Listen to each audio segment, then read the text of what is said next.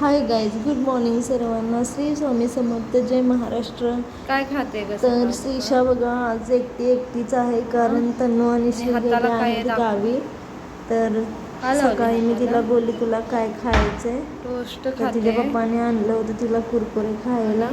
आणि हे बघा हाताला सर्व नेलपेंट लावून घेतलेली, कारण एकटी आहे म्हणून मी तिला देते सर्व खेळायला, तर हातालाच लावून घेतली. आणि चहा टोस्ट पण खात होते. आणि इथे बघा माझे सर्व कामं तसेच पडले होते. मुलं नाही आहेत म्हणून काय करमत पण नाही आहे. श्रीशा आहे पण श्रीशा पण एकटी असल्यामुळे तिला काय करमेना झालं. आणि इथे बघा पाणी पिऊन कप एका साईडला तसंच ठेवली होती. मग आम्ही दोघांनी चहा घेतला, मी आणि श्रीशाच्या पप्पांनी. आणि इथं श्रीशाचं खाऊ चालूच होता. आणि तिला बोलली अंघोळीला जायचं चल आवर पटकन. पण तिचं काय बोलणं चालूच होतं, आवरायचं काय तिचं लक्ष नव्हतं. आणि ते मला दाखवत होती की वर बघ पिशवीवर बटरफ्लाय आहे.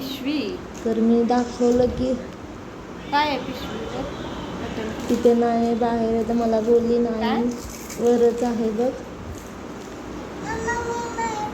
तर इथे बघा या पिशवीवर होतं ते दाखवत होते. आणि मला बाहेर इतकं ऊन लागत होतं आणि काम करून एवढी तहान लागलेली की सर्वात पहिला मी आतमध्ये येऊन पाणी पिलं.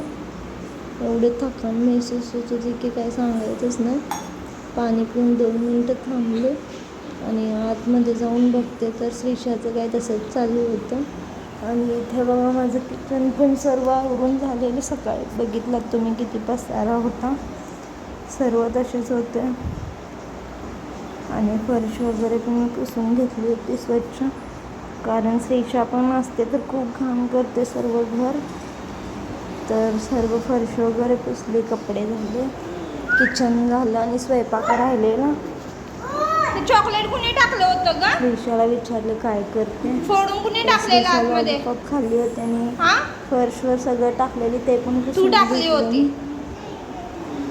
आणि बाहेर तुम्ही बघा आमच्या दोघांचे कपडे किती सारे होते, श्रीशाचे आणि माझेच होते. आणि श्रीशा काल दिवसभर कपडे चेंज करत होती, पाण्यात भिजत होती.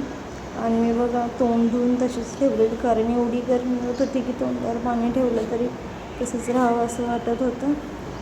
आणि तेव्हा कपडे सगळे श्रीशाचेच होते. मग मस्त असं श्रीशा पप्पाला विचारलं की काय बनवू खायला, तर त्यांनी बोलले की शाबूच बनव दोघांसाठी पण. मग मी सकाळीच भिजत घातला होता शाबू, तर आम्हा दोघांसाठी बनवायला घेतला. तर इथे बघा मी मिरची आणि शेंगदाण्याचं कूट बारीक करून घेतलं. आणि शाबू पण छान असं भिजलेलं, पण काय झालं तुम्ही बघा, फोडणी वगैरे दिला शाबूला आणि पूर्ण चिकट शाबू झाला होता. हे घे. श्रीशाची काही तर मस्ती चालूच होती.